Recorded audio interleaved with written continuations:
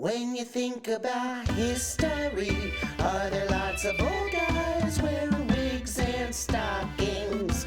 When you think about history, is Napoleon really short? And folks have wooden teeth. Do you know that history can be the most incredible, amazing stories for you and me?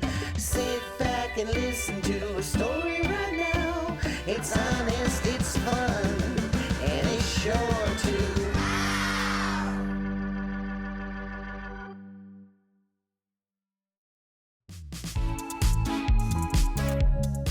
Hi, young historians. Welcome to another episode of Anytime Now. I'm Brooke, co-founder of Honest History. Are you as excited about this episode as I am? I sure hope so. We're about to dive into another story-filled adventure and learn something new. And remember, by learning more about the past, you can make a positive impact on the future. So pack your bags and let's go.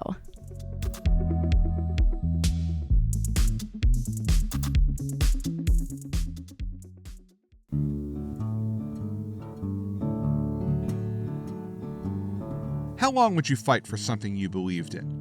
For Lyda Conley, the answer was her whole life. Born in the 1800s, Lyda saw a period of great change in America, especially in her home state of Kansas. As new buildings sprang up around her, she worried about what would happen to her family's land. In 1906, she launched a mission to save her ancestors' burial ground. Her never-ending fight led her to become the first Native American woman to argue a case before the U.S. Supreme Court. This is the story of Lyda Conley, the courageous lawyer who never gave up. It was a bright spring day near Kansas City. Lyda Conley stood at the riverbank and tossed her bag into the rowboat. "Come on," she called to her sister. Helena hurried over to the grassy bank and joined Lyda in the boat. They used their oars to push it out onto the water. The sisters quickly rowed across the river, hoping they wouldn't be late for their classes. They were headed to college across the way. At this time, it wasn't very common for women to attend university. Lyda grew up during the late 1800s. Colleges in the United States had only recently let women attend, but Lyda's parents always encouraged their daughters to seek education. And so, every day, Lyda and Helena rowed across the river to go to class. Lyda was one of three sisters. The Conley girls were strong-willed and very independent, traits they got from their mother, Eliza. Their father, Andrew, was an English farmer, while their mother was a descendant of a chief from the Wyandot tribe. The Wyandot Nation is one of the many indigenous peoples of the United States. Lyda and her sisters were very proud of their Wyandot heritage.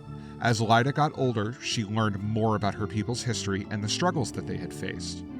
Many years ago, before Lyda was born, the Wyandot people lived near Montreal, Canada. But wars with neighboring nations and pressure from the United States forced them to move again and again.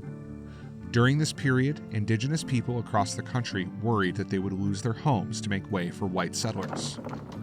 And their fears came true. In the 1800s, the U.S. government forced many indigenous nations to leave their homelands. In 1842, the Wyandot people signed a treaty with the U.S., where they were promised land in Kansas. Lyda's mother and father made the long journey from Ohio to Kansas City. Together, the Wyandot people traveled hundreds of miles, crossing the grassy prairies and the rolling plains. They arrived at their new home on steamboats after sailing down the Missouri River. But when they got to Kansas, the land they were promised wasn't there. Instead, they had to buy land from another indigenous nation. About 20 years later, the government pushed the Wyandot people out of their homes once again. Many left for Oklahoma, where the Wyandot Nation continues to live today, but some, including Lyda's parents, stayed behind in Kansas. Lyda and her sisters grew up on their mother's land, on a farm near the Missouri River. This is where they were born, and where their mother taught them about the traditions of their ancestors. Lyda loved her childhood at the farm, playing games with her sisters and running along the riverbank. She spent many summer nights listening to the buzz of cicadas and spotting the orange glow of fireflies. But tragedy struck when Lyda was about 10 years old. Her mother, Eliza, sadly passed away. 6 years later, her father also died, and the Conley girls were left to fend for themselves. They survived with very little money. Lyda and Helena both managed to go to college, knowing it was something their parents would have wanted. And every day, the sisters took the family rowboat to get to class. By the time Lyda was 20 years old, she was no stranger to hardship. And another tragedy soon followed. The river had begun to wash away more of their land. One year, a large part of their farm collapsed into the river. The Conley sisters realized their home would soon disappear into the river.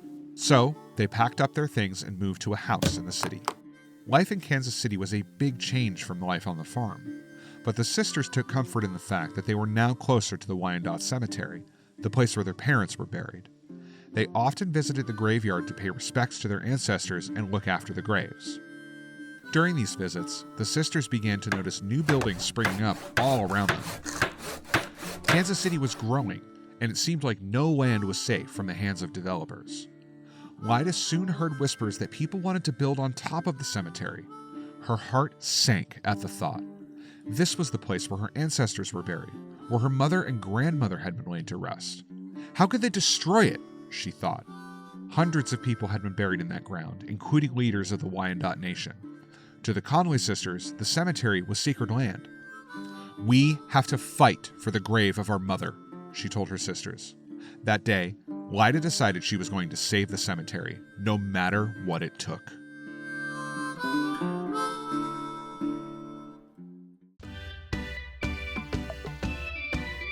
Hi friends, are you enjoying today's episode? I'd like to take a quick break from the story to tell you about another great place to learn about the past. Honest History creates magazines and books for kids that are filled with fun stories and activities that bring history to life. From pirates to spies to great inventions and so much more, you'll learn about interesting people, places, and events from around the world that made history. Created for kids ages 6 through 12, you can sign up and receive new adventures delivered straight to your doorstep every quarter. Just visit honesthistory.co. That's honesthistory.co to sign up today. Oh, and here's a special offer for our podcast listeners. Use code ANYTIMENOW for 10% off.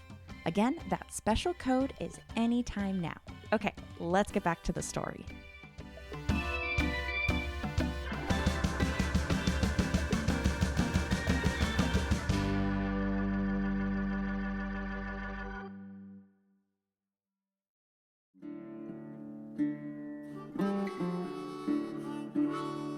Lyda was listening closely to the conversations about the Wyandotte burial grounds. She had been thinking long and hard about what to do. She believed that it was illegal to sell the cemetery. The land was protected under a treaty. They could not simply take it and sell it away. Do I need a lawyer to help me? Lyda wondered. But no lawyer would fight for the cemetery like I would, she thought. That's when an idea came to her. What if I became a lawyer? There were very few female lawyers at this time, and as an Indigenous American woman, Lyda would be making history. That fall, Lyda enrolled in law school. It was hard work and many long hours of studying. In the evenings, she would talk with her sisters, Helena and Ida, about the cemetery. Her mind was always churning with thoughts about how they could save it. When Lyda graduated from law school in 1902, she was one of only 4 women in her class. And just a few years later, the Conley sisters heard some grave news. The U.S. Congress had passed a new law, and this law said that the Wyandotte burial ground could be sold. This meant the graves would be dug up and moved to make way for buildings. As soon as the sisters heard the news, they leaped into action. They ran to the cemetery and locked the entrance gate. Lyda carried a sign the sisters had made and hung it over the gate. This sign was a warning to anyone who tried to enter the graveyard. It read, "Trespass at your peril." But this was just step 1 of their plan. The sisters carried planks of wood to the cemetery and began hammering late into the night. They were building a tiny cabin near the graves of their parents. They called it Fort Conley. From there, they would guard the cemetery. The 3 sisters stayed at the cabin in shifts, making sure the cemetery was protected 24 hours a day. They were often armed with a shotgun to make sure no one disturbed the graves of their loved ones. Reporters came to Lyda, eager to interview her about the fort. "Why should we not be proud of our ancestors and protect their graves?" she told the reporter. "We are part owners of the ground and have the right under the law to keep off trespassers." Lyda's legal education was already coming in handy. She soon sent a petition to the Kansas court arguing for the protection of the graves. She said that selling the land went against the Constitution. The burial ground was protected under a treaty, or a promise, that the United States made with the Wyandot people. Unfortunately, the court in Kansas ruled against Lyda, but she wasn't going to let it end there. She decided to bring her case all the way to the Supreme Court. This is the highest court in the United States. 9 judges would review Lyda's argument and decide what would happen to the Wyandot burial ground. But getting these judges to look at her case wouldn't be easy. Lyda and her sisters had very little money. To bring her case to court, she had to pay a fee, and she also had to pay to print all the necessary paperwork. "How will we be able to afford this?" one of the sisters asked. "I will find a way," Lyda replied. She got a job teaching at a local business school to make extra money.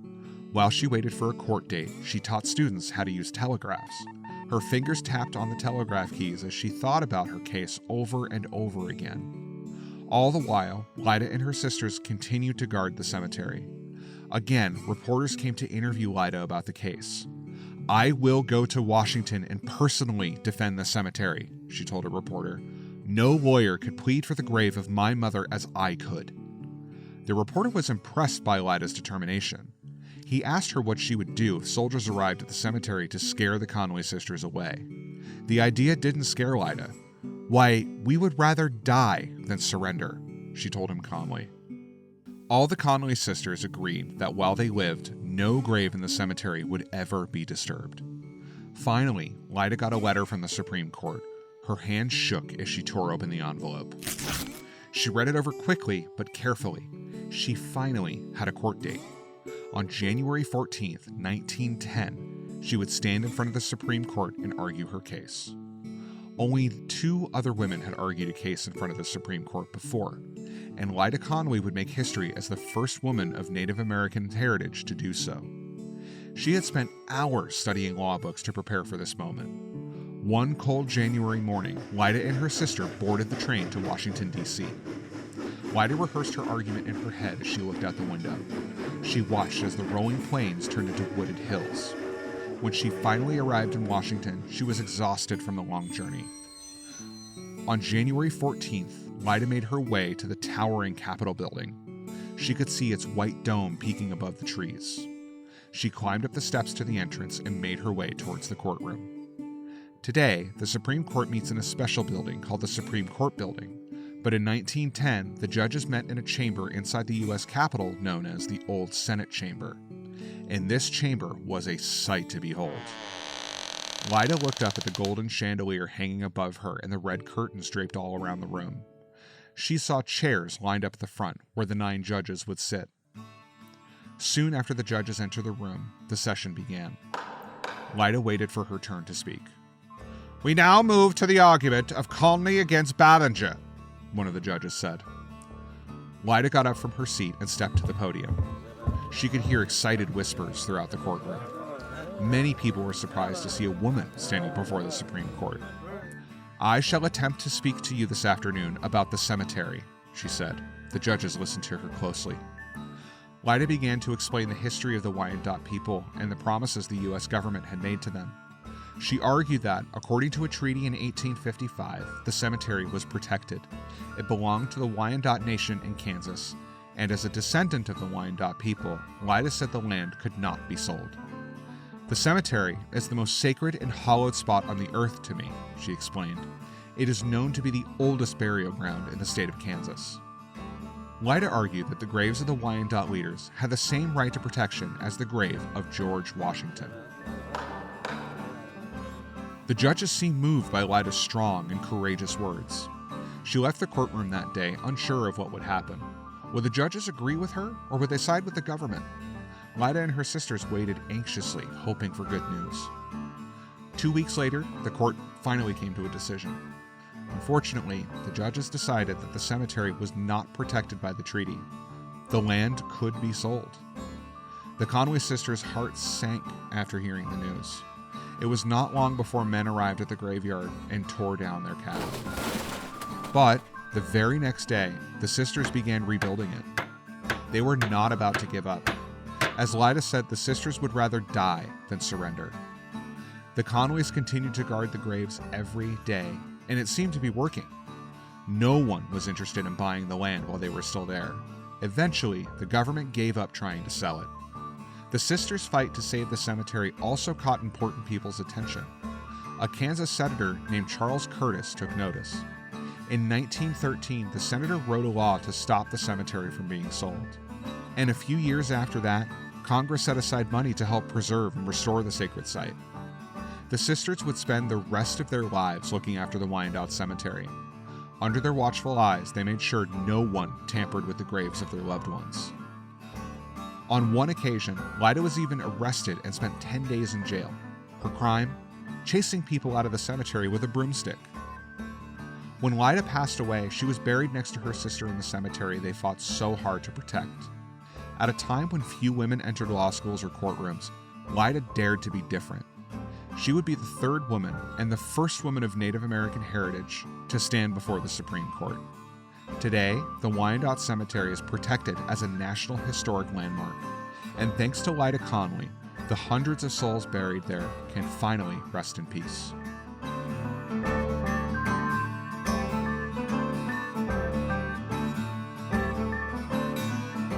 Welcome back! What did you think of today's adventure? We hope you learned something new. Be sure to share the story with your friends and family, and use what you've learned today to go out there and make a positive impact on history yourself. That's all for now, but if you want to learn more about important and amazing stories from the past, be sure to subscribe to Honest History Magazine, where you'll discover stories from around the world. Thanks for listening!